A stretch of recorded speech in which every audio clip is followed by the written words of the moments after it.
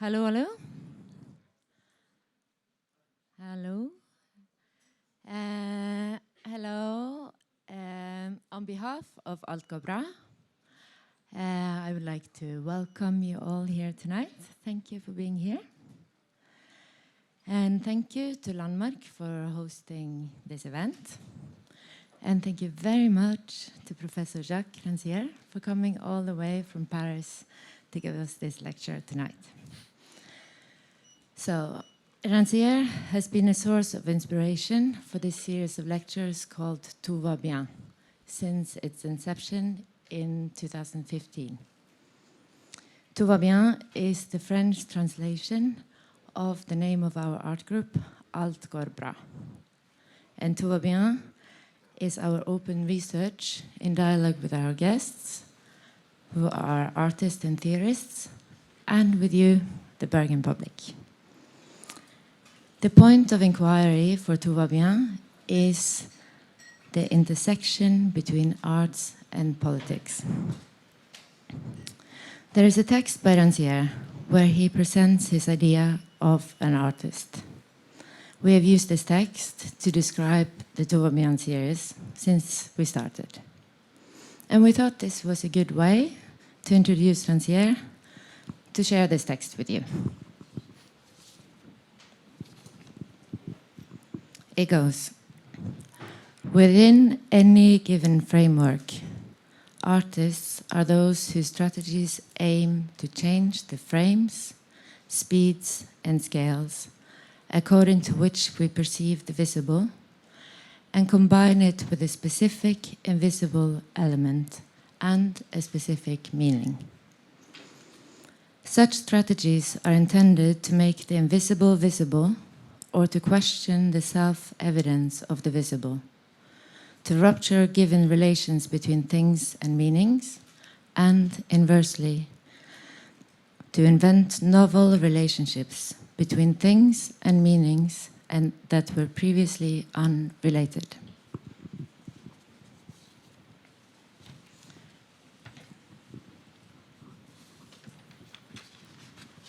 So this quote is quite complex and condensed in its view of what artists are.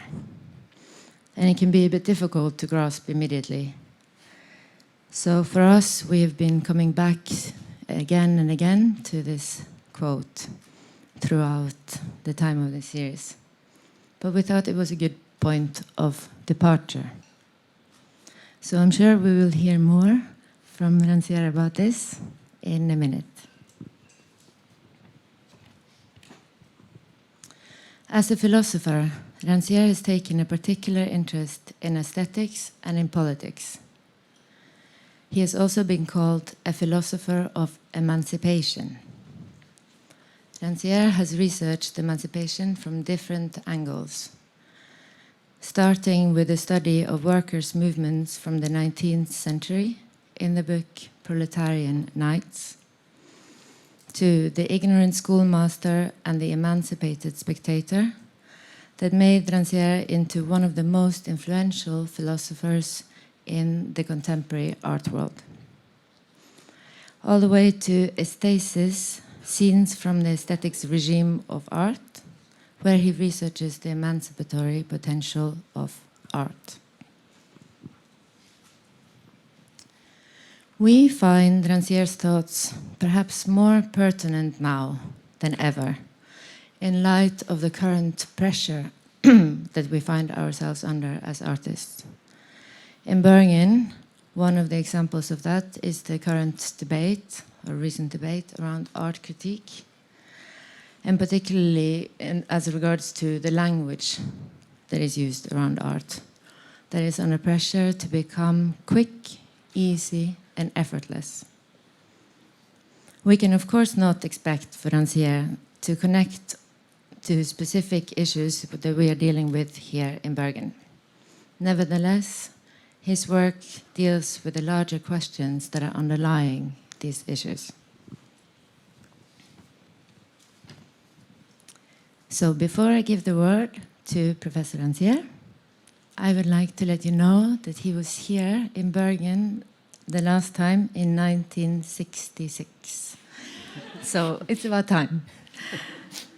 So now Rancière will present for us a lecture titled Shifting Borders, Art and Politics Today. And afterwards we will have the opportunity to ask questions. A few questions. A few questions.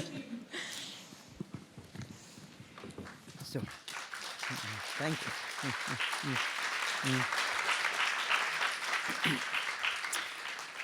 Well, thank you to Agnès Nettergaard, to Går Bra, to the Kunsthall, and to all of you.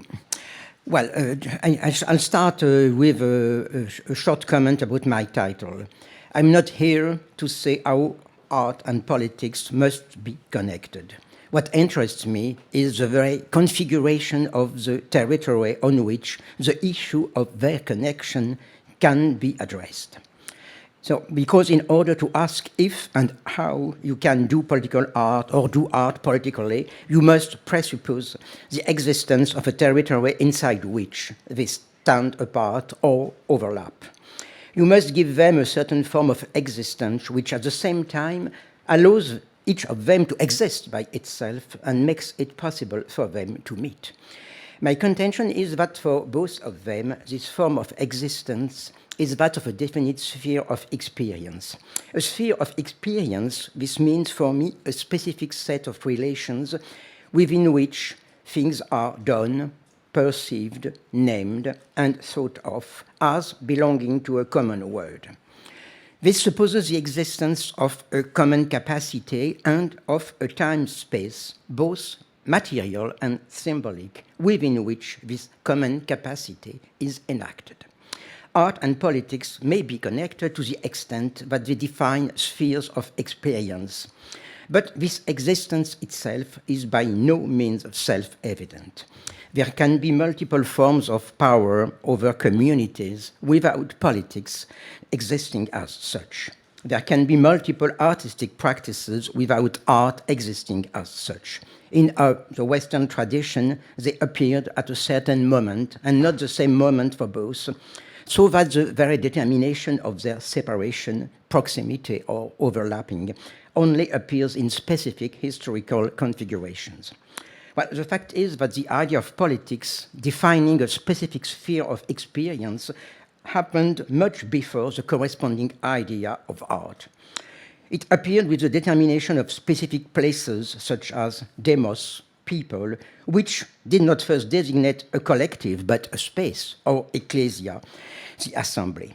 So defining a place both material and symbolic, destined to the discussion and decision about common affairs.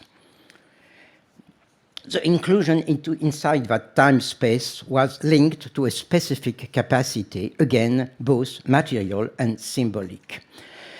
In his Politics, Aristotle defined it as the logos or the speech, the specific human capacity to make the just and the unjust manifest, as opposed to the animal voice, which only expresses pleasure and pain.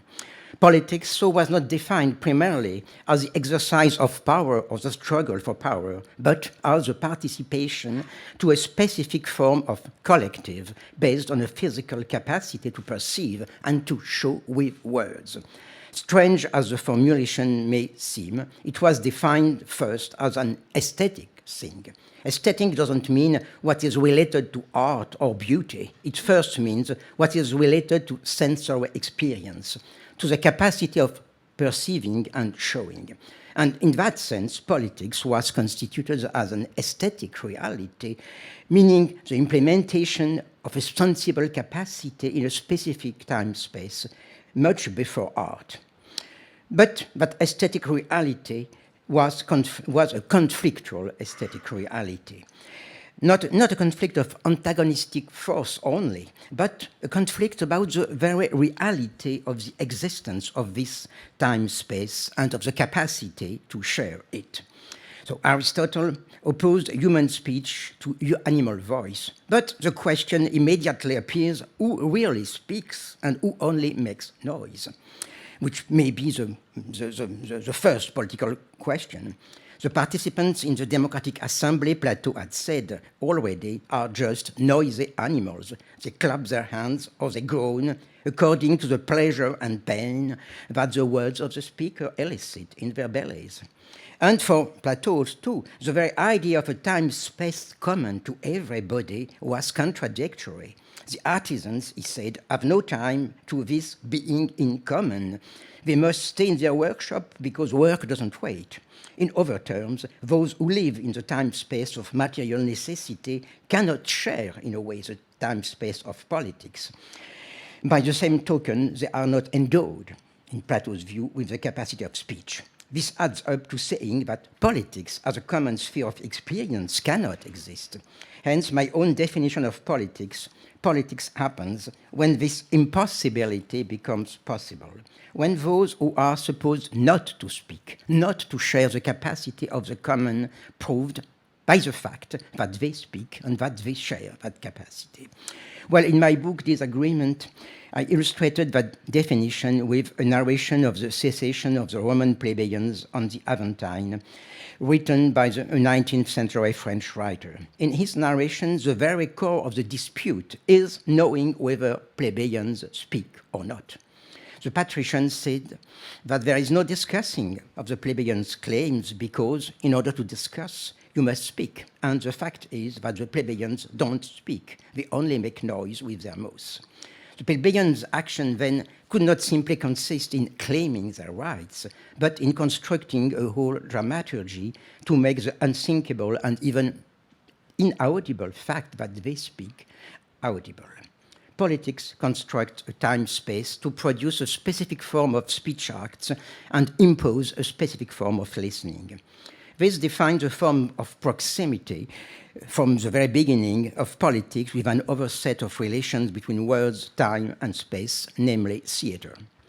As for art, the fact is that it started existing as a sphere of experience much more recently. And in the Western world, we can situate this appearance toward the end of the 18th century. A number of arts had existed before, of course, but art as such, art in the singular and with a capital A, did not exist.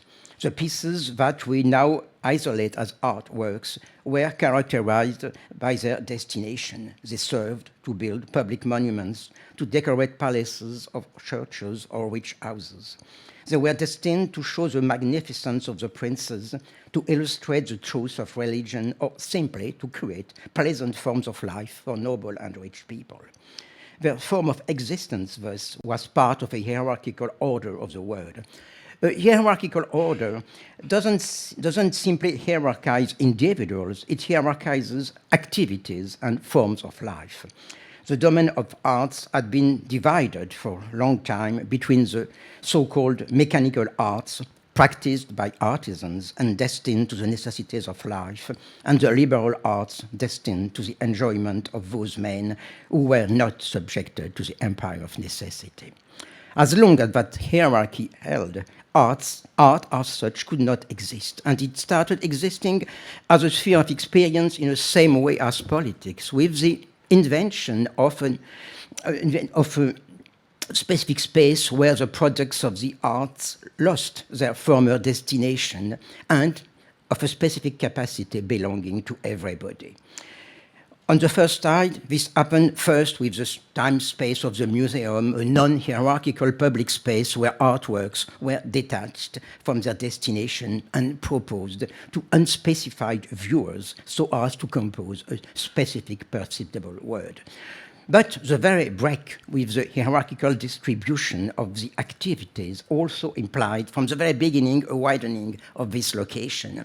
It opened the perspective of a world in which art would be devoted to the material weaving of a non-hierarchical fabric of life.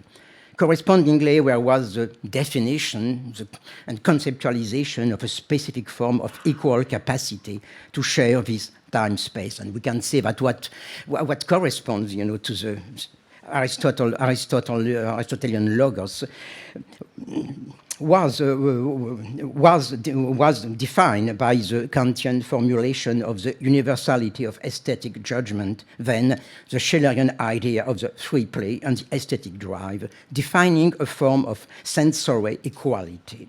From this point on, it can be said that art too became an aesthetic sphere of experience, so that the relation between art and politics could be constituted as such, as a relation between two spheres of experience or two ways of making common words, two spheres whose border can move, in the case of politics, because it is conflictual in its very definition, so that those who are not included can push the boundary.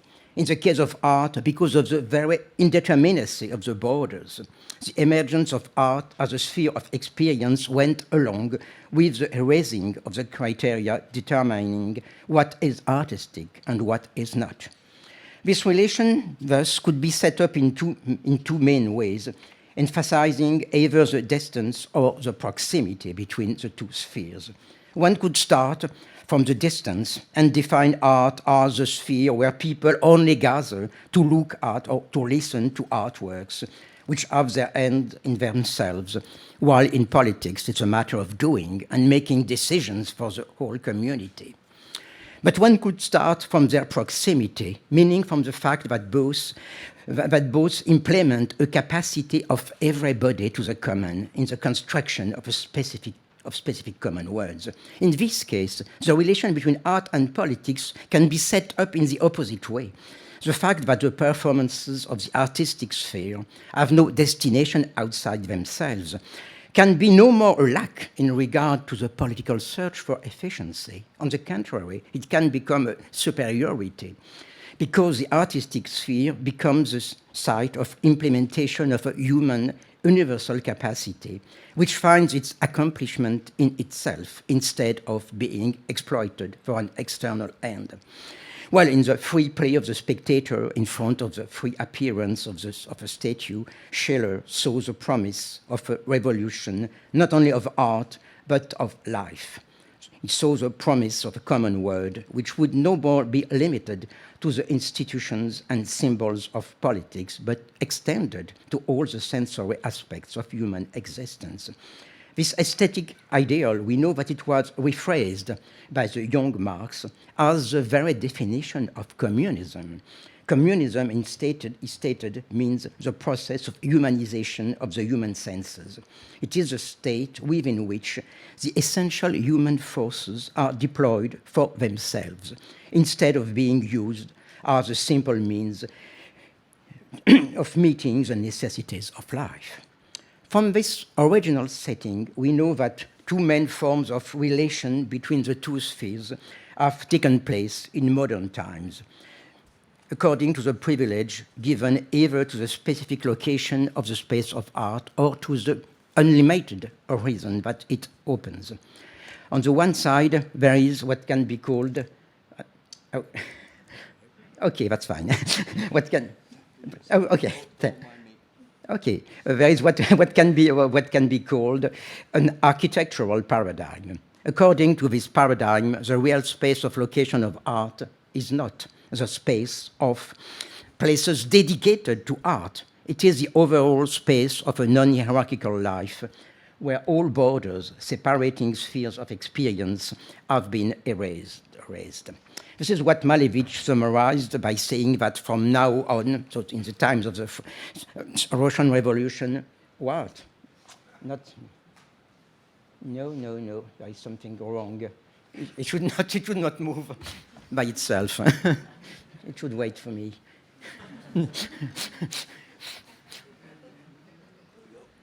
That's fine? Okay, I hope so. So this is what Malevich summarized. So when he said that from now on, in the revolutionary times, the museum should no more show old Greek statues, but projects for the future.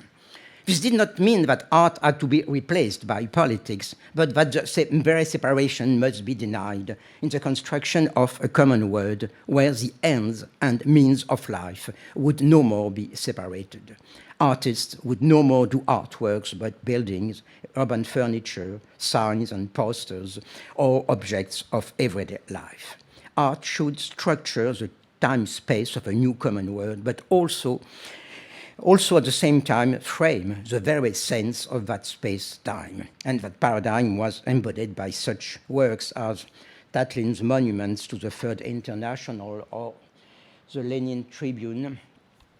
Well, those constructions were destined to practical tasks such as hosting the offices of the International or allowing the leader to speak to huge masses. But they turned those practical functions into symbols of a life where neither the political nor the artistic are a separate form of existence.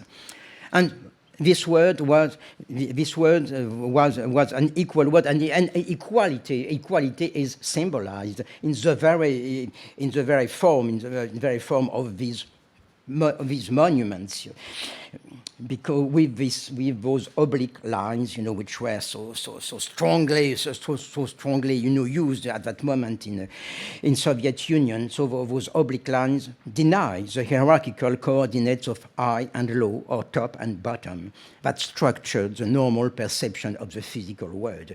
So they create a disoriented space, which means a space oriented by time, meaning by the future. So a space in which a functional building is a vessel launched into the future. And this means that the revolution that substitutes the project for the future for the artworks of the museum must have its form of visibility and must be visible on the very surface of the constructions of the future. And we know that this means that ultimately those projects remained projects, drawings, and scale models rejected by the party to which they were destined, so that at the end of the day they came back to museums as if precisely the function of museums had changed in the meantime, and its new function was to host projects for the future. And we can remember at this point the title given to the Venice Biennale in 2015, All the World's Futures, as if the very erasing of the borders had become itself an artistic dramaturgy located within the gates and walls of a gallery in the specific sphere of art. Well, this happened, of course, also because of an other kind of dialectic that was inherent to the second paradigm that I announced. The paradigm of separation that we can call by the name of critical paradigm. But we must remember that the original meaning of the Greek verb from which the idea of critic has been derived doesn't mean judging, blaming, or even interpreting. It means separating, drawing a border.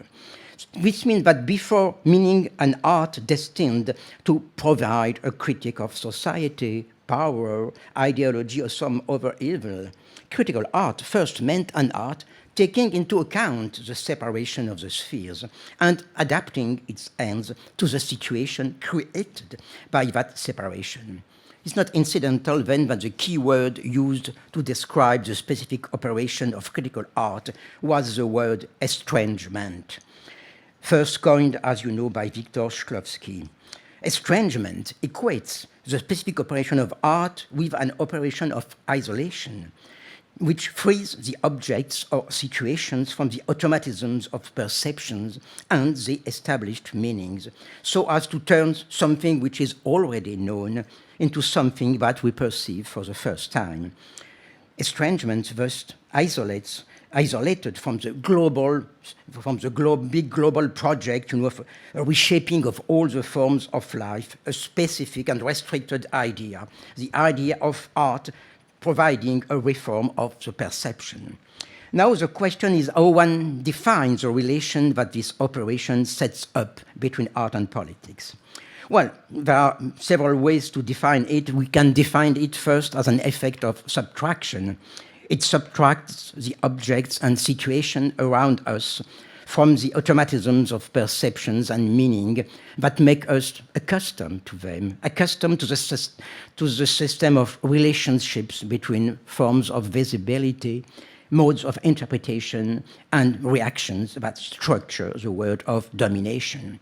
Shklovsky illustrated it with Tolstoy's short story, Customer, where the narrator is a horse, and the horse confesses his incapacity to understand what men mean when they use the personal pronoun my. How can a man say my horse when he never rides on it and never takes care of it? Well, we can say that it is a radical political critique of property, but how make it the principle of a political action targeting the power of property? The artist deals with politics, in this case, by inventing a horse who makes statements about men's practices of domination. But the problem is that politics itself is made by collectives of human beings and not by solitary horses. There is no consequence from the radicalism of the estranged gaze to the radicalism of political action. That's why Bertolt Brecht rephrased and ultimately turned the other way around, the meaning of the operation, while in Shklovsky, the efficiency of estrangement consisted in adopting the position of the one who is in front of the thing and doesn't understand it. Brecht destined it to make the spectator understand the invisible reality which lies beneath it and produces its strange appearance. The spectator who saw in, for instance, the irresistible rise of Arthur Rowe, tycoons of the cauliflower trust speaking in verse about their cauliflower business, must perceive behind the dramaturgy of the play the reality of a historical dramaturgy, that of the capitalist exploitation and the war class, hidden the class war hidden behind not only Hitler's ideology, but behind the appearances of the political stage in general. And this revelation must, in turn, produce the energy of the struggle against the rule of exploitation. The problem is that this chain of consequences is contradictory. The pleasure taken at the strangeness of what happens on the stage supposes that the hidden reality is already known, but also that this knowledge itself is estranged, turned into the production of a nonsensical situation. The uncanny situation produces an aesthetic pleasure and in the art place, and possibly an effect of estrangement from the rule of domination outside, to the extent that it remains unexplained. The strategy of estrangement, as conceived by Brecht or in the Brechtian tradition, in fact played in a double game. On the one hand, it played on the dissensus, meaning the opposition between two sensory words that the appearance of the uncanny thing produces in the art place, but precisely which had no determinate effect outside. But on the other hand, it presupposed a determinate effect of political empowerment produced in general outside, in political struggle, by the knowledge of reality produced by the play of appearances. But this effect had to exist before it as a belief in a historical dramaturgy in which the truth of economic exploitation and war and class war breaks up in the same movement the appearances of the theater and those of the political stage. This double game was possible as long as the Marxist body of theory and the action of working class and anti-capitalist movements was strong enough to guarantee that relation of the inside and the outside, that the estrangement effect was supposed to produce. It stopped working when that guarantee collapsed. And from this point on, the connection between the two spheres had to be rethought, and along with it, the relation between the two paradigms, the architectural paradigm and the critical paradigm. And I would like to examine some illustration of this shift and analyze how they invite us to rethink these problems of separation and proximity. Well, I will start this examination by looking at a piece showed at the Documenta 14 in Athens. As you know, the Documenta itself has been given the title Learning from Athens. This title calls for many comments, but I will confine myself to 3 remarks. First, a remark about the very existence of a title. It has become usual for biennales and big exhibitions of this kind to have a title. This presupposes, in fact, that the space of exhibition of art has become something like a theater, so that the pieces, collected and exhibited have become the parts of a unique play. And this play is told to say something about the state of the global world and the way we can make it visible and thinkable. First, it was the first comment. 2 comments now about this specific title, Learning from Athens, linked to the very duality of locations inaugurated for this 14th edition. First, it makes the very spaces of exhibition the actors of a kind of dialectical relation of estrangement. The very relation between 2 places acts as a critical relation where each term is supposed to contradict the other and to make to criticize the other and reveal its hidden truth. So the space of art increasingly tends to play itself directly the role that was given by the critical tradition to the artifacts or to the characters and situations that were shown in those places. Well, second, the title Learning from Athens wanted to specify the kind of estrangement that is supposed to be produced by this dramaturgy of spaces. The shift from Germany to Greece, from Castle to Athens, is supposed to question the relation of subordination evinced by the pressure of neoliberal Germany on the indebted Greece. Learning from Athens, thus, wants to invert the debt relation. But it says something more. It is no more from the heart of the capitalist process that lessons about the relation of arts and politics are taught, but from its margins. And the art exhibition becomes the place that evinces this inversion. Of course, the lesson is overdetermined in this case. Learning from Athens means learning from the place where the space of the demos was invented, along with the space of the theater as elements of the same form of life. And also it means a place that played the role of a model for modern revolutions in politics, in art, and in the very idea of them becoming one unique form of unseparated life. Well, I come now to the examination of the piece that I announced. It is a piece called The Greek Way. It's an exhibition room conceived by a Polish artist, Piotr Uklański. On the one side, it shows a series of pictures, first exhibited in 2001 by the American artists David McDermott and Peter McGough, overpainting on portraits of Hitler the names of dates of birth and death of homosexuals murdered by the Nazis. On the other side, there was a series of stills that the artist extracted from Leni Riefenstahl's Triumph of Will, dedicated to the celebration of the Olympic Games.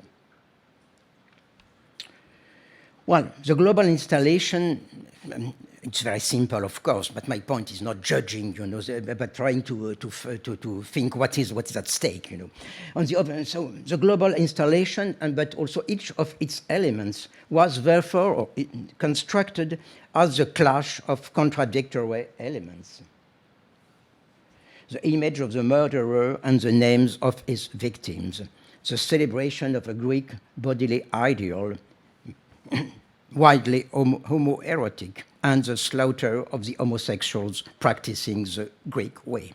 The great ideal of a new Greece elaborated by German idealism and romanticism and its use for the racist glorification of the Aryan superiority, etc., etc.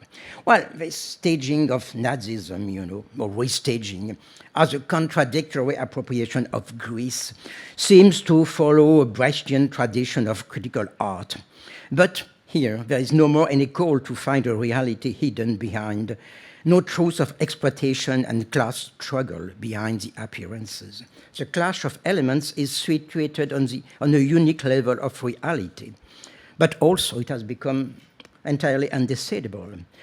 You can draw the conclusion that Nazism was an implementation of the Greek dream, that it was its negation, that it was a transformation of its implementation into its negation. In any case, no determinate effect is expected. There is an accumulation of historical layers and of layers of significations produced by the restaging of several already existing works. The making of the piece so is highly overdetermined, but the expected effect is totally underdetermined. What remains is a way of installing into our memory one moment of conjunction between an ideal of beauty and a reality of murder, an idealized Greece and a brutal Germany. So it is the intertwinement of heterogeneous realities, representations, and meanings that makes the piece of art and gives it a place in the exhibition space. But this intertwinement doesn't point to a global connection, it remains a juxtaposition. That's why it's both incidental and not incidental that close to the room of the Greek way. There was another, it's always there, another room dedicated to another significant historical and artistic moment of the last century. The room dedicated to a forgotten music composer of the times of the Soviet Revolution, Arseny Avramov, inventor, before the First World War, of a series of microtonal ultrachromatic music, exiled for Bolshevist propaganda, then sailor on a Norwegian cargo and circus artist, before coming back to Russia after the revolution and becoming the organizer of a symphony for the sirens, celebrating in Baku the 5th anniversary of the revolution with the horns of all the factories, the railway depot, the whole fleet of the Caspian Sea, infantry regiments, including a machine gun division, hydroplanes, huge cars, and a brass orchestra on the harbor. The whole culminated with performing the International. So the room displays various pieces documenting his invention.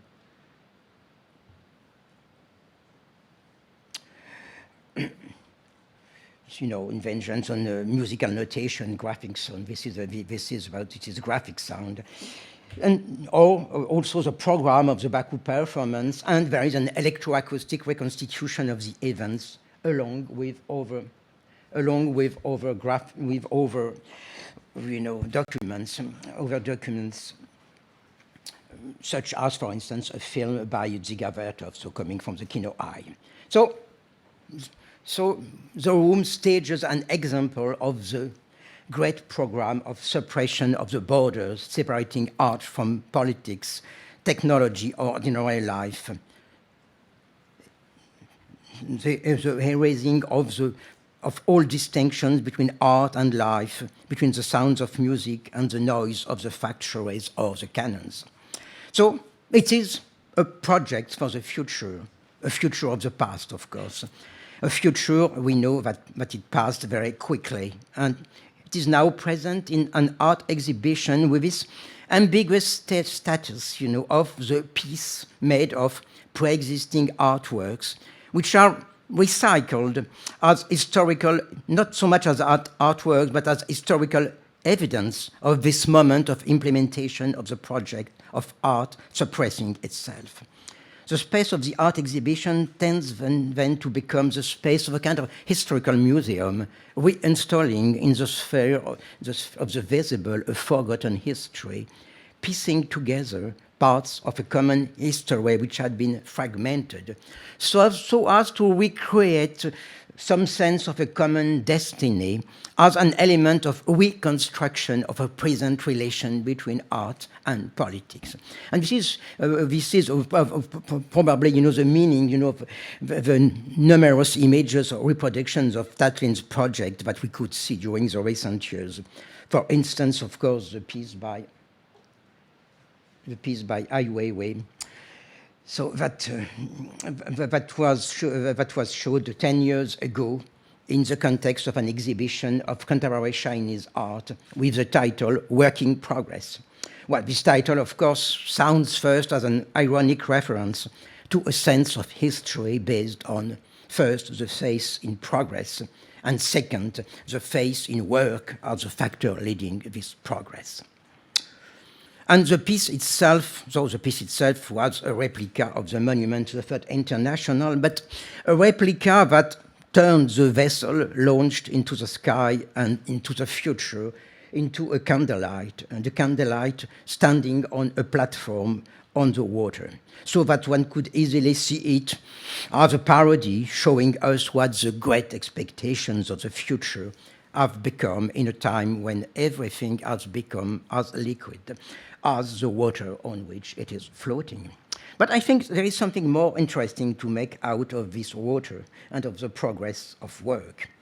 This piece about an emblematic, unachieved monument that should have materialized and symbolized the communist future was presented in a space which is itself a testimony of the transformations of capitalism and of work. So it is the Tate Liverpool, which, as we know, is located in a former dock, in one of those historical centers of shipping and symbols of industrial capitalism that fell into decline with the progress of containerization. In such a way, the dialectic of spaces that I mentioned earlier is given one turn more. On the one side, art increasingly tends to to put back in the space of the visible historical moments and forms of social life that have more or less disappeared from the common landscape. The Tatlin's Tower, the Symphony of the Sirens, the images of the glorification of work, documented at the Athens Documenta by several academic portraits from socialist Albania, like this one. But also the sounds of the factory, installed in a jukebox by Jeremy Deller at the 2015 Venice Biennale. And even the still present but located far away reality of traditional factory work as it exists, in the Chinese provinces, which is shown in the 15 hours film by Wang Bing, also presented in Athens Documenta.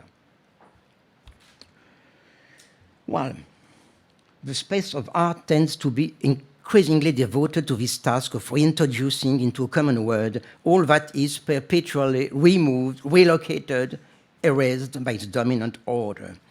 But also this work is increasingly done in disused factories, docks, or warehouses that the logic of financial capitalism empties and makes available for the art of installation and exhibition. Well, I leave aside the economic aspect of this transformation. I mean the way in which industrial wastelands becomes areas of development, of deployment of forms of cultural activity which sometimes compensate for the lost jobs of industry. But I'm not focusing here on this economic aspect, though it's important too. I'm focusing on the symbolic redistribution of spaces that it produces. In the Brechtian times, the word of the factories was said to be the hidden truth of the appearances of art. It seems now that there is a kind of symbolic inversion of the roles. As art increasingly tends to install itself, materially speaking, in these places, that capitalism has emptied, it also tends to install itself, symbolically speaking, as the place from which the elements of a common history can be assembled and the sense of a common history can be grasped. What makes this shift more significant, of course, is the parallelism between this relocation and another form of relocation, which happened recently in the political sphere. I'm thinking of the redistribution of spaces operated by the Occupy movements of the 2010s. Those movements took up a form of action that in the past had been that of the workers occupying the factories. But they used it to create an alternative political space on the squares of some big cities by staying in spaces normally destined to circulation, creating their assemblies and putting their tents on those squares.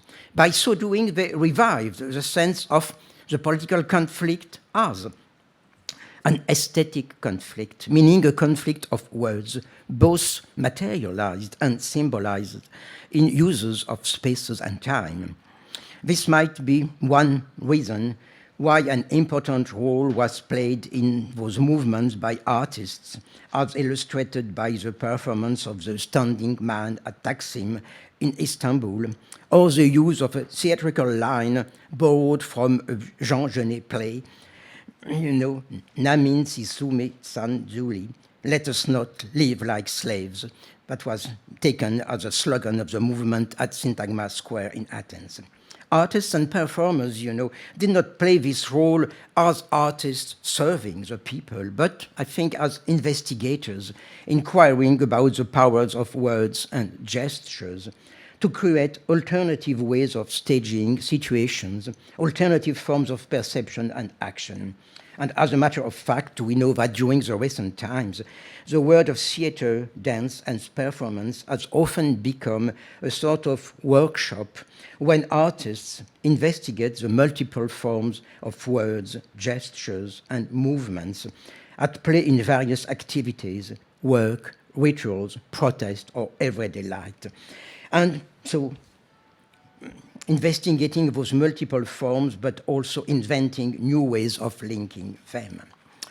But the distribution of spaces and activities defines the context within which some curators, wanted to push a little further the role taken by art space and art exhibition in order to organize around the documents and dramaturgies of a common history that they display, kinds of assemblies or forums creating or aiming at creating political dynamics. This was the case, as we know, with the 2015 Venice Biennale and its title, but I reminded earlier, all the words futures. Well, the International Pavilion hosted a multiplicity of pieces documenting forms of domination and protest from the present or the past, when next to the jukebox allowing the visitors to hear the sounds of yesteryear's factory. We remember that Jeremy Deller, for instance, had installed a piece reproducing the device used in retail warehouses to control the speed of execution of the orders by the employees. Or, under the direction of Rekrit Tiravania, a whole room had been filled with drawings made by the students of an art school after the photographs of demonstration all over the world. Like this, for instance. No, that's... Well, but the task to create out of these testimonies of oppression and struggle a sense of all the world's future had been assigned to a specific spatial dramaturgy. At the center of the pavilion, there was this wide vacant space called the arena. And in that space, 3 times a day, 2 comedians read a fragment of Marx's Capital. Well, with this setting of the relation between speech, space, and time, the book was given several roles, the capital. First, it was a part of that forgotten continent of common history that needed to be reintroduced into our present.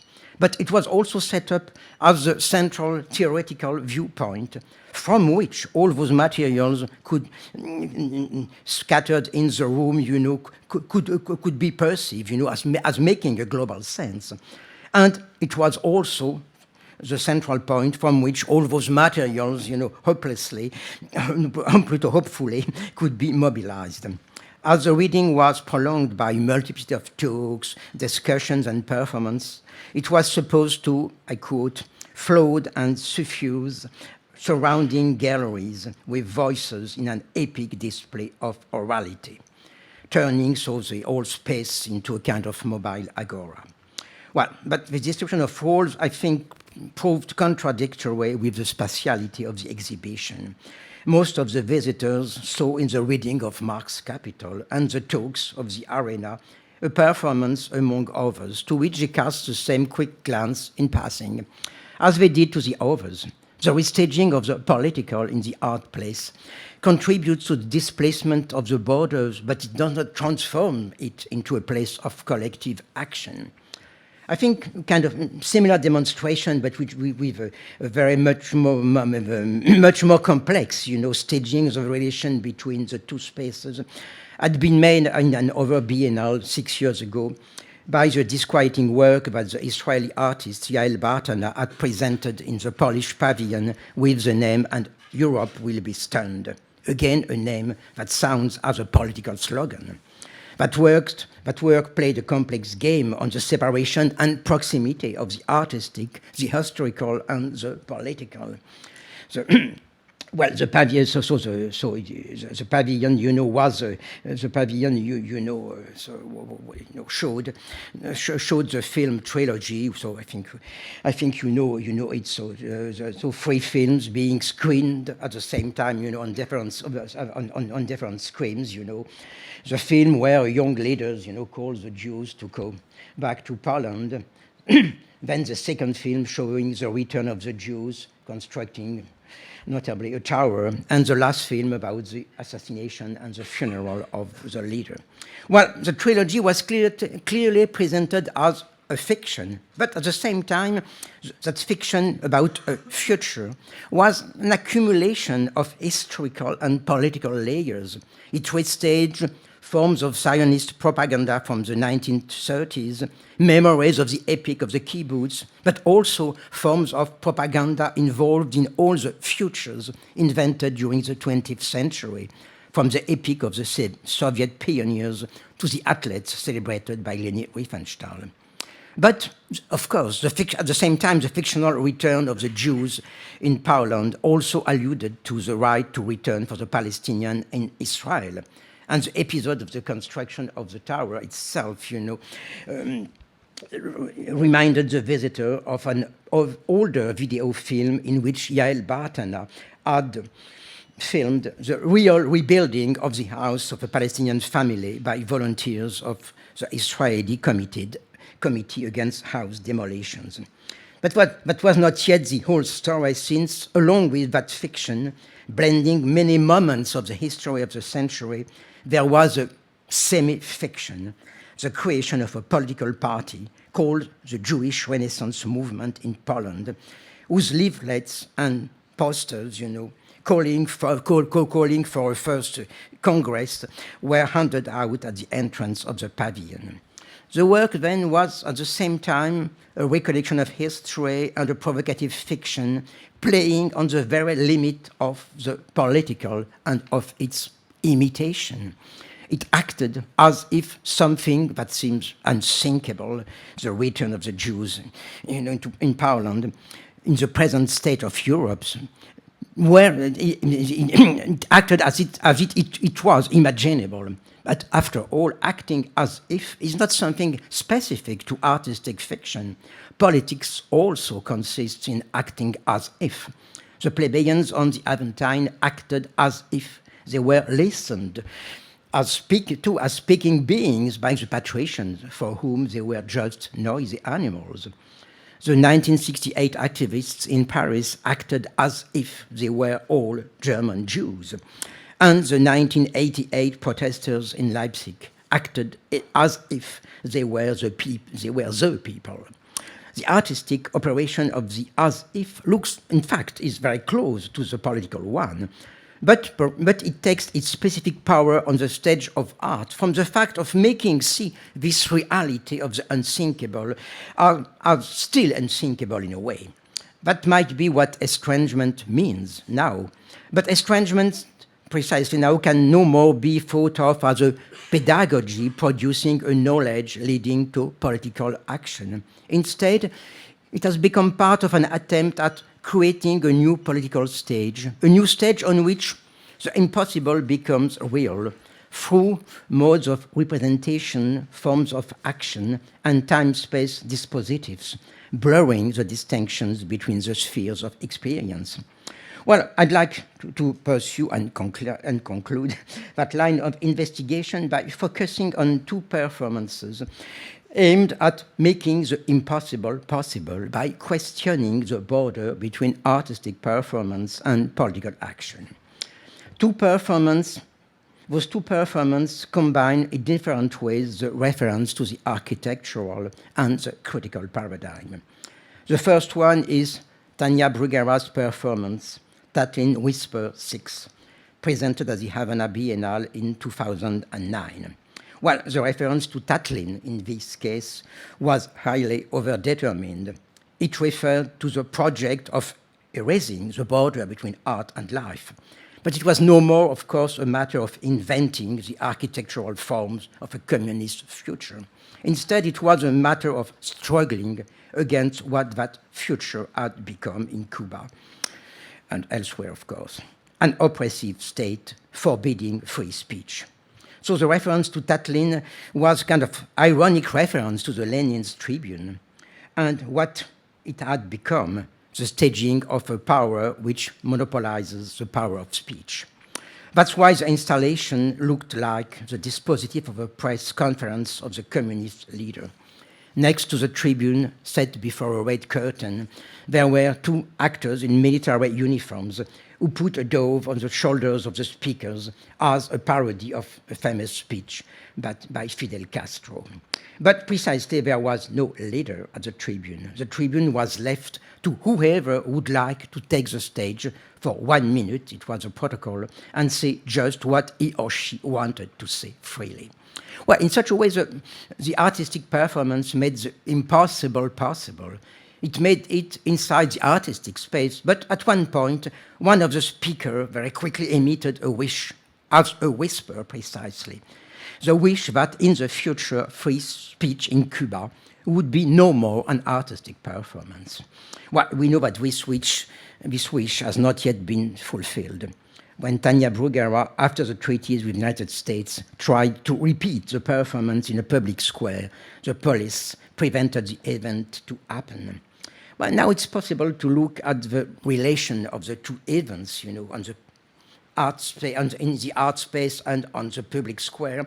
It's possible to look really at the relation between the two events and the two spaces, I think from two opposite angles.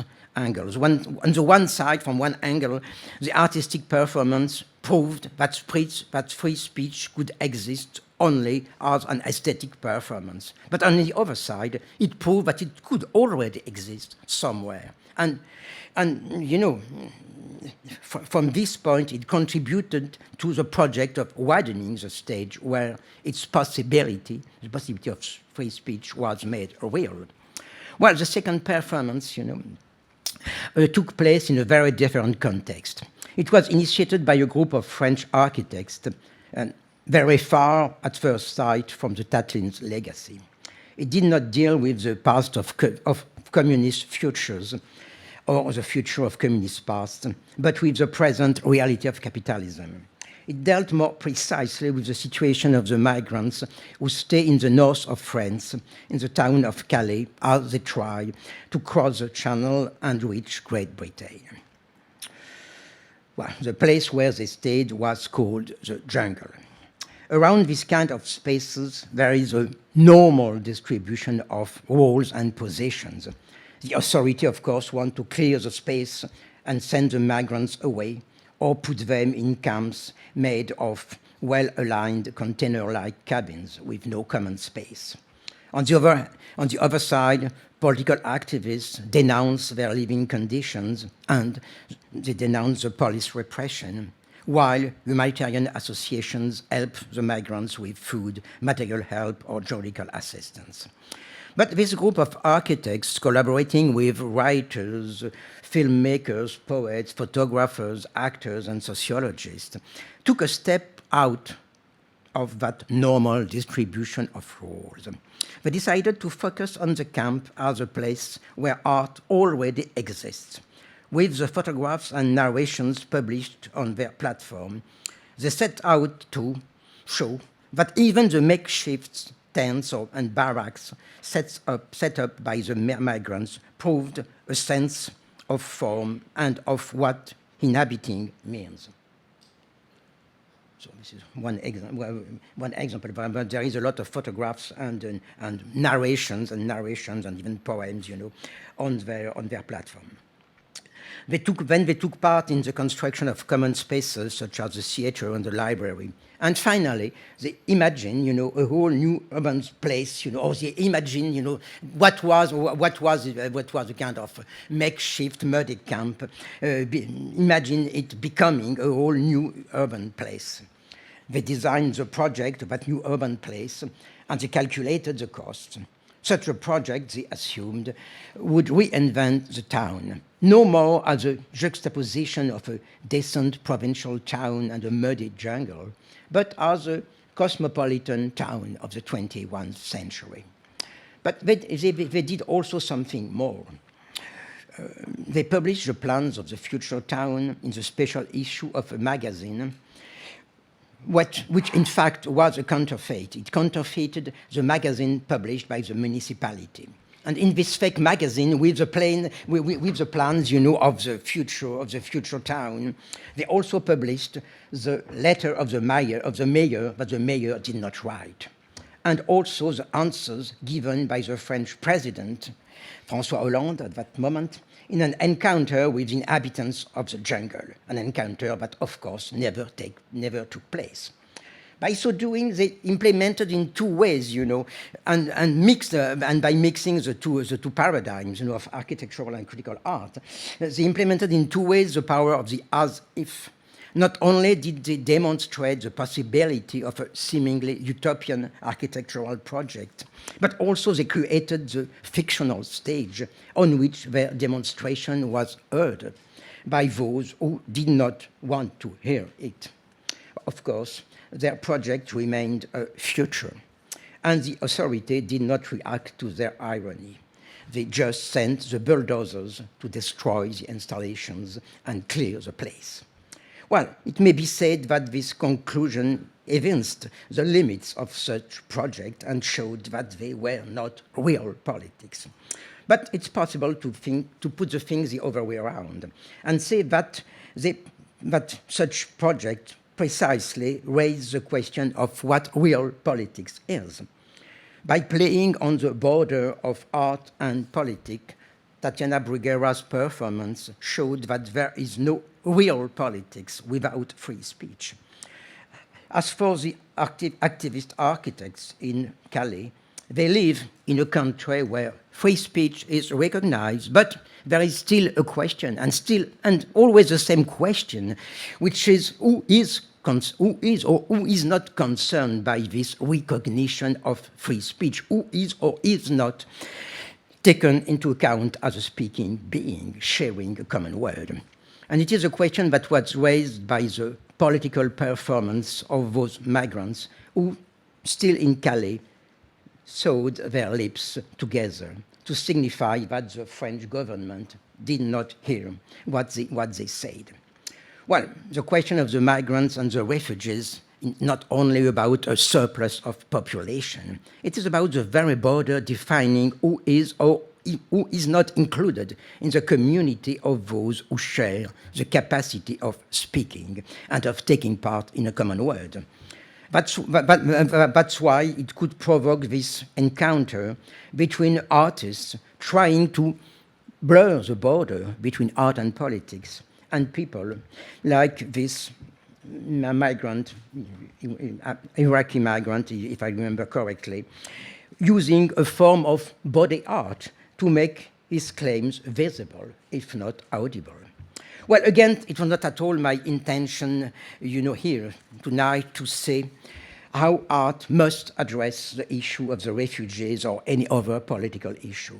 It was just to investigate the shifting of the borders, defining today both politics and arts, and thereby defining the territory of their possible encounters. That's why I dwelt on these examples where an art practice seems to overcome its own limits, but precisely by overcoming its limits, shows us how the borders of politics are moving themselves today. Thank you for your patience.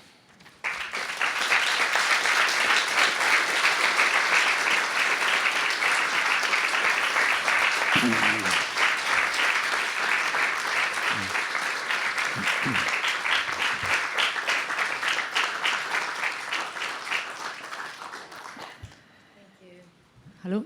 Yeah. Thank you very much for a very, very interesting lecture. So now we would like to open the floor for questions. Already somebody here.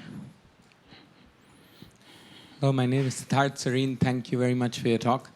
You said that estrangement can be seen as, the artistic use of it can be seen as part of a movement to create a new political stage. And you used the example partly of the Venice Biennale of 2015. Now, there are two reasons this strikes me as being problematic. One is that I lived close to Venice in 2013 and I saw the Biennale, and I agree with you that, this is something that people might witness in passing. The odd man out it might take a deeper interest. But it's very much a phenomenon that is limited to, one might argue, the elite of poor countries and the middle class of rich countries who might come to a place like Venice, which is an exotic plant in the middle of the region of Veneto. There are also movements such as the whole region of Veneto having hundreds of small-scale grassroots movements that have marched through Venice and taken over the streets using the performativity of public protest that I would argue are much more grounded in sort of bringing about a political stage. And I've been part of that as well. So the other thing I'd like to juxtapose with your portrayal of the Venice Biennale and particular performances or exhibitions there as being part of artistic engagement with the concept of estrangement is the fact that on the rare occasion of an Indian pavilion coming to the Venice Biennale, which some friends were involved in, that was an instance where you could say that there was some engagement from countries where art has not been very well funded or been very well internationally represented. And yet, does that really constitute the core of the kind of political stages that are being sought by people involved in art in even those communities?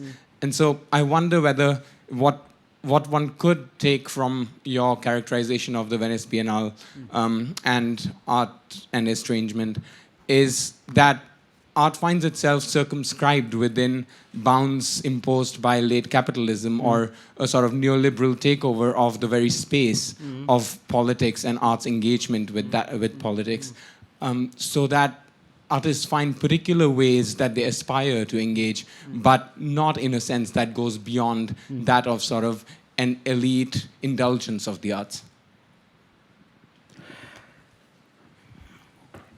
Well, I think there are two different problems. I would say there is the problem of what happens, let us say, at the center, or at the center, and what happens, and in fact is left, on the margin, which is one thing. Well, I'm not really at ease with this idea, with the idea of elite. I think the idea of elite, perhaps is a way, of perhaps of concealing, the heart of the problem. The problem is not, necessarily, between the relation between elite and grassroots. The question is about the efficiency, in fact, the efficiency of art. Whether it be, the art supposedly destined to the elite, or the art destined to the grassroots. Because you can think, for instance, what happens in Athens. Now at the same time, so you have this documentary, and a lot of things, of anarchist festivals, like this, while trying to also to find their way, around it and to create events. But I think the question is not so much, about the elite and the grassroots. It is about the kind of efficiency, and the way in which, all those attempts. At the same time, you can say that in a way that they fail, that in a way art fails, really overcoming its own limits. But at the same time, it's part, of a kind of perhaps, recreation of a political stage. If you think of what happened, in the streets, what happened in the streets, so in the movement, in the Occupy movement, Well, of course, I think you cannot reduce it as it was reduced, many times to for instance, in Istanbul, the elite, young elite, wanting to live, the Western way of life, against grassroots. No, I think, well, there was really a mixed population, a mixed population where artists, took an important role, and if you think of what happened, in all those movements, Occupy movements, well, there is a kind of, well, collective aesthetic space in the sense that I try to define, which is precisely linked to the fact that the population who was gathering was a kind of mixed population, perhaps most of them sharing, the condition, of precariousness, but not in the same way, But and what I think what is interesting, perhaps, is the way in which, all those mixed, populations, that meet in the streets, in movements like Nuit debout in Paris, such like movements. Well, they enact, some kind of, let us say, of artistic, behavior, So they try to invent, movements, to invent gestures, to invent ways of speaking, which I think precisely are, played on the border of the artistic scene, and of, and not the political scene, but the outside, in a way. So no, I entirely agree with you, on the limited, effect, of those strategies. I just think that, well, they are significant, but I think that even what happens in the so-called, elite space of art, is significant of something, beyond the limits. So of course you can be struck. When, for instance, you see. Well, there was an exhibition in Paris some years ago of the Pinot collection. And in the Pinot collection, so the collection really of a man who symbolized, French capitalism, And there was, for instance, a video made by the French artist Bertil Bach, and she had spent a lot of time, with a group of people, that were threatened, to lose their house, I think it was in Thailand, and she organized and she lived a long time with them and organized a kind of political artistic, performance, in which their protest, was turned into a kind of musical performance. Well, so there was this kind of involvement, of artists in communities, in problems of communities, in protests, and at the same time, it is presented, in the Pinot collection, But even what happened in the Pinot collection, I think, says something, about the world in which we live and about this shifting of the borders. Do we have more questions?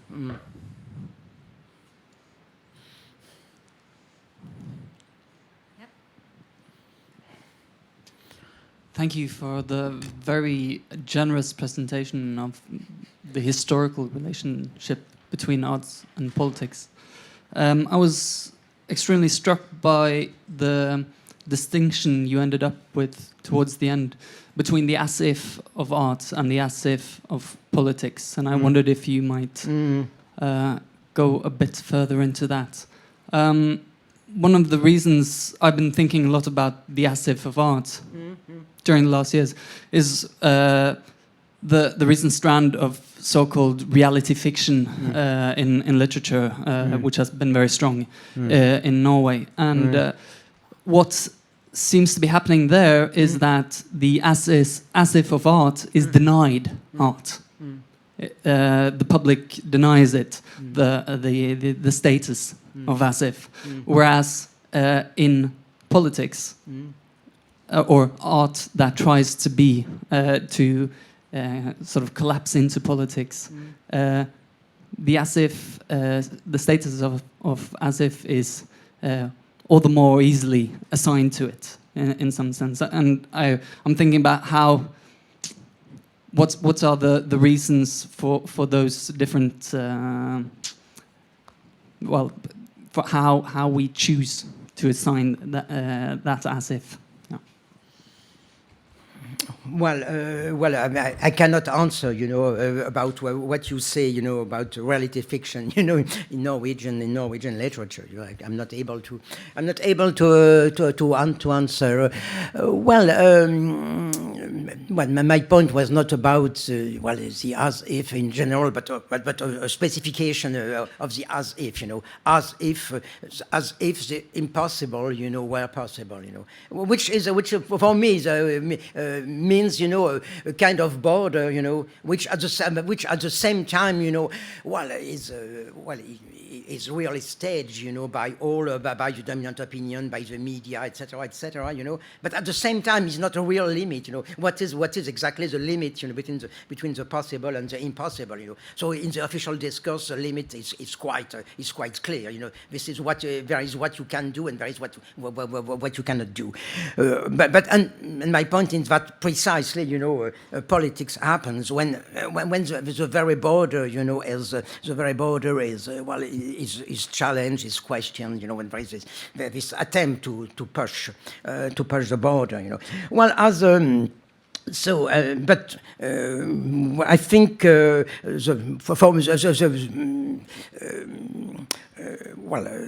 it's a complicated question, and I'm not sure I'm really answering your question, but it happens. It often happens, But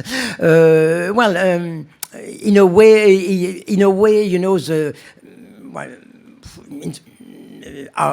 art is supposed to be the place where the as if, as its role, with the old idea, but art is about,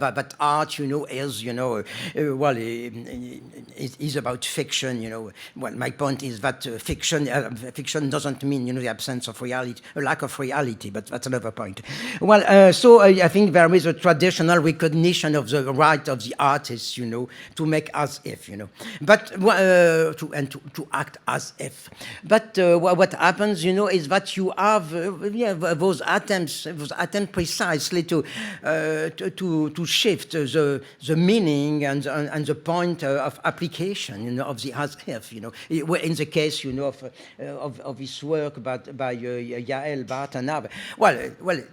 It was no more, what is normally, permitted to the artist, because it's because it's supposed to be too serious, Even if you are if you are a Jewish artist, you are not supposed to play in this way, on the relation between the past and the present, between Poland, Nazism, and and the Jews, etc.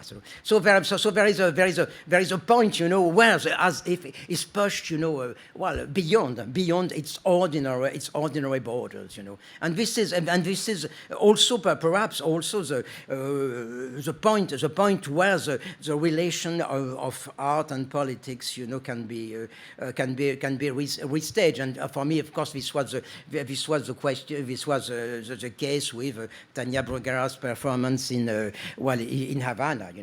There was a point where there was this kind of indecision. So must we or must we know or must we not cancel? So cancel the exhibition. Is it allowed? It is not allowed.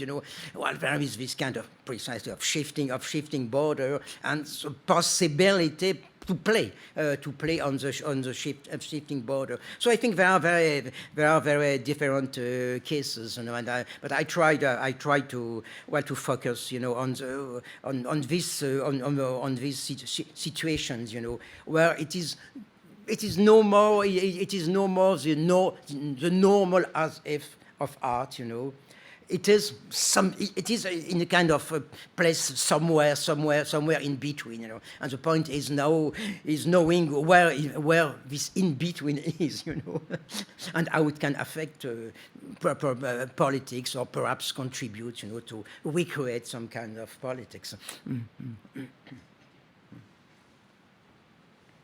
Do we have anyone else? There is a question on the left. Sorry? There is a question on the left. Ah, there. Thank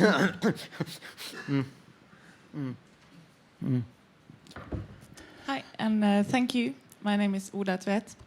I was wondering if you could say anything about how this would reflect on the specific aesthetic experience, which I take to be something else than the intellectual experience that you have in the political realm, where it is the realm of logos. And the aesthetic experience seems to be something different from the reasoning part of us. But how do when art becomes argumentative, does it stop being art, or does it say something about the effective mode of politics? I wondered if you could say something about that. Okay. Well, I would not make this kind of opposition, between the logos and the aesthetic, because the point is precisely that, the very distinction between the speech and the voice, Aristotle or in the tradition, is an aesthetic distinction. It is not on the one side, you have the intellect, the logos, argumentation, etc., and on the other side, you have the aesthetic, meant art, the sensible, the sensory, etc. No, what I think is at the heart of the question is that the logos is not simply, reason. No, it's a form of, let us say, of staging of what somebody does when he opens his or her mouth, and so there is this kind of strong connection between sense and sense, meaning between sensory performance, and the meaning of that sensory performance. And I think it is it is what is at the in fact, at the core of politics and at the core of artistic experience too, because in politics, the question is, what happens, for instance, when people gather in a street? Are they constituting, a collective of people using the logos, making arguments, etc., or are they just some kind of crowd or some kind, of people, that are happy to be together, So it was a question. That was raised, many times, for the movements. In fact, I think since the French '68, the question always is, is it a gathering, of people who are happy together, or are they creating some kind of political state and political argumentation? So so I think that politics is always about this kind of discrimination and how it works. Well, in the case of art, what is significant,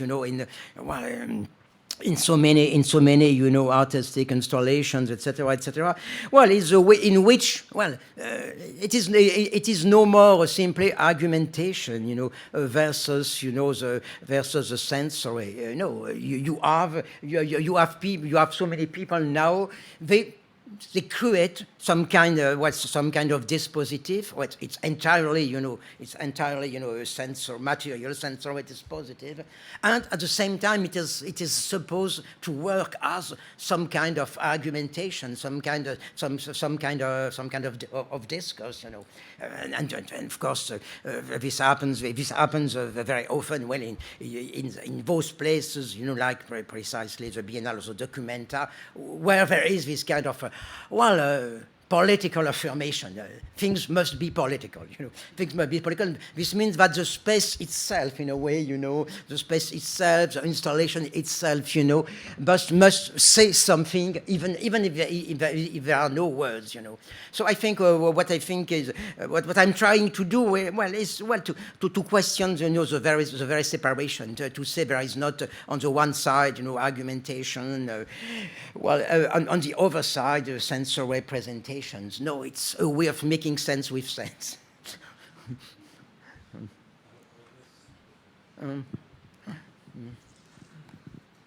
Oui, merci, Monsieur Rancière, pour votre discours splendide. J'ai beaucoup aimé. Thank you very much for your nice speech. I have one question, and that's about the pathos. Because pathos. Yes. Because you referred very much to estrangement and Brecht, and he was against pathos. He wanted not pathos. He wanted to see clear intellectuality. And you also touched upon romanticism, maybe Hölderlin or in that direction of the German romanticism. And I think you filled it with a kind of pathos. You described it as a pathos state, which was misused by the Nazi movement, if I understood you correctly. So my question is, if in these newer artworks that you describe, like with the documenta, is there any kind of distanciation from pathos, or does estrangements mean that you have to distanciate yourself from pathos to achieve enlightenment by distanciation? Is that a part of your philosophy of emancipation? Well, no, of course, you know, what I said, supposes, a distance, you know, and, a critique, you know, of the way in which, you know, Brecht understood estrangement, you know, meaning as this opposition between logos and pathos, you know, with the idea, all the people, you know, in the room, in the theater, they are all, you know, really entrapped, you know, in the universe of pathos. So you have to say, to show them something disquieting, something that can, you know, really bring them, you know, into the way of understanding. And my point is that at the very beginning, estrangement meant exactly the opposite, you know. And perhaps it still means the opposite, because the question is whether, you know, for instance, you know, the opposition to capitalism, to exploitation, etc., you know, starts from the understanding of the law of capitalism, you know. Or it starts from a form of, let us say, global opposition, which is at the same time a sensory opposition. So I think for me, you know, the opposition between logos and pathos, you know, perhaps is a way of obscuring the problem, you know, because, well, there is always this presupposition that, you know, people are subordinated because they live in a universe of pathos, of emotion, etc., and they don't understand what is behind, you know. But I think for me it's it's really this kind of pedagogical understanding, which perhaps stands in the way of what emancipation means. Emancipation doesn't mean that, okay, I did not see, but now I see because somebody has showed me, etc. No, I think that in a way, you know, the opposition of a word to another word doesn't start from the fact that you understand, you know.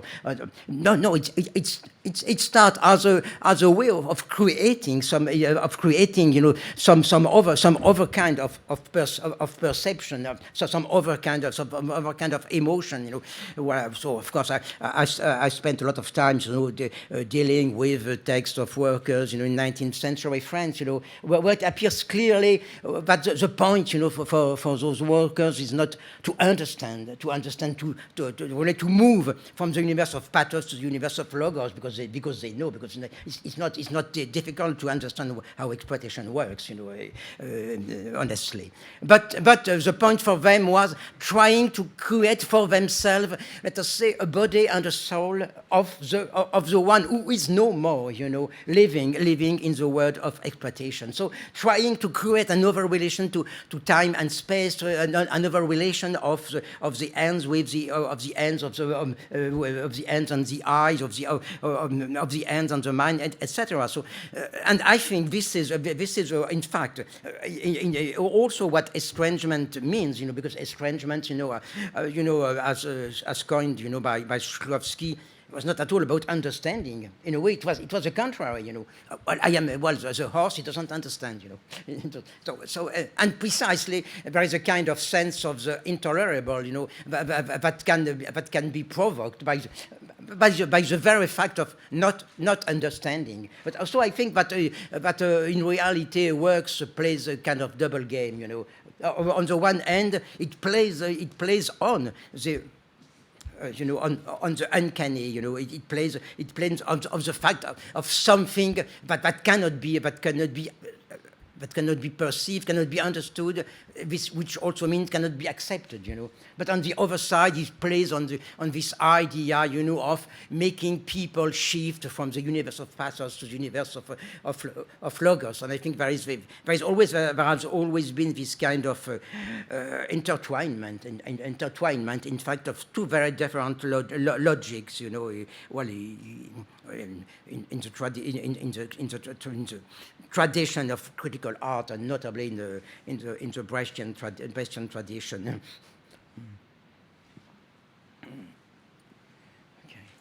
Yeah, we have over here.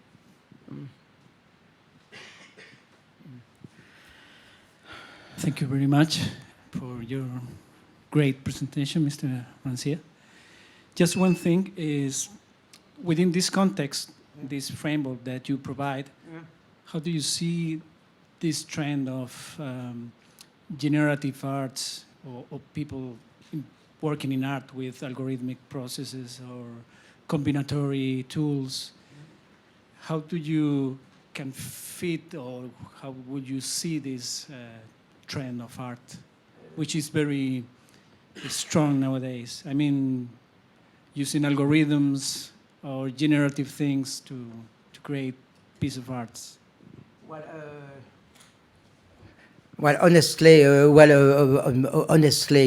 not an expert. I cannot answer you, on this specific point. But I think there are two different questions. There is a question of how you create artworks with what techniques, and the question, of the way in which you install, the result, of the process in a certain mode of visibility. So I was not so much interested, of course, it's a limit, but everybody has its limits, But I've not worked, about processes of creation, I worked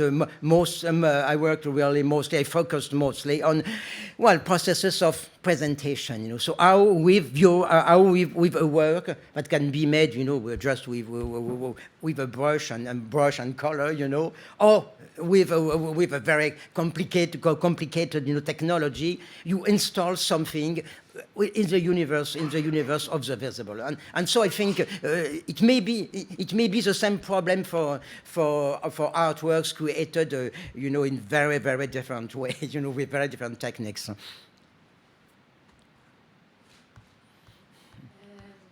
Take the last question, maybe? I think it will be time, to take the last question, if there is a last question. Yes, there is a last question. Okay, there is someone here. Okay, thank you very much for your fantastic speech. Since we now have a French intellectual here, so I thought I would try to ask you about, you could say in the last 5-10 years, mainstream politics have become much more aestheticized and emotional. So in a sense, the role of the art and the role of politics has maybe not inverted, but it has shifted a lot. And for instance, in the French election a couple of weeks ago, we saw this kind of emotional politics and a new parties being played out. So I was just curious to hear your comments on that. How do you see this new development? Okay, perhaps I would not agree with the terms of the problem, as you said them. But let us say that first, for me, aesthetic doesn't mean emotion, and doesn't mean emotional. I try to say, well, politics has always been aesthetic in the sense that, that politics is made with words, is made with gestures, is made with movements, is made with creating some specific, time, space, dispositive, and so on. Okay, so which doesn't mean, necessarily that it's emotional, in the bad sense of the word. Well, as for the present, I would not say that politics has become more aesthetic, in France. Oh, it depends on what you call it when you call politics, if you think, for instance, in what happened, for instance, if you speak about France, the French situation, you can say that in Nuit debout there is a kind of aesthetic of politics. The idea that people gather in a specific place and invent another kind of people than the people represented in state institutions. So what happened? So in recent elections, is circumscribed, inside, in fact, the circle of the state institutions and the way in which state institutions constitute their people, so their people. And I don't think that it has something so much emotional about it, And I'm surprised. I'm not surprised, because I know a lot about French intellectuals, but I would say, I'm perhaps curious, about the way in which, for instance, the emotion, people try, for instance, to create an emotion of threat, the idea of danger, For instance, in France, everybody knew, that there was no danger at all, that Marine Le Pen wins the election. But there was, but at the same time, there was, and mostly in the intellectual sphere, this kind of necessity, and at each election, really to say, oh, there is a great danger, and we must, because we are the heralds of freedom, and etc. We must do something. You must do something, really against this threat, which in this case meant, of course, voting massively for Emmanuel Macron. So you have those people who at the same time they said, oh, it's horrible, Macron, it's capitalism, it's neoliberalism, etc. But at the same time they vote for him because there is this great danger, of the far right, really taking the power, which doesn't exist at all, So I think there is a kind of management of emotions, but I would say kind of fake management of emotions, trying to create some kind of fake, circulation of emotion, which is something, not very interesting for neither from the political point of view or the aesthetic or the artistic point of view, but it happens, and it is restaged, now at every election in France. But perhaps it's a French specificity. I don't know.